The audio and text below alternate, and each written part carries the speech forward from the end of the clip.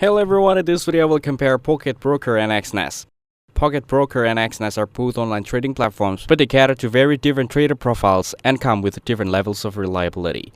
Pocket Broker is an online trading app that offers options, forex, CFDs, and quick trade features in a simple, easy-to-use platform.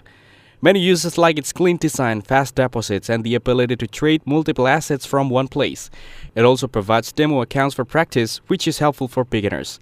However, a lot of reviewers point out issues with withdrawals, where money can take too long or never arrive at all. Some traders also complain about repeated verification checks that make the process frustrating. Others mention that the price charts don't always feel accurate, leading to trust concerns. Exness is a popular online trading platform known for its trust and regulation in many countries.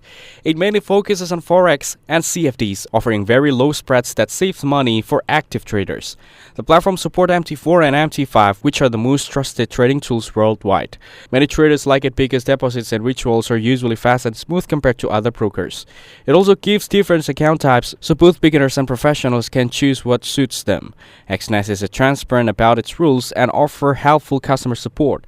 Overall, Exness is better than Pocket Broker because it's fully regulated, more reliable, and safer long-term trading.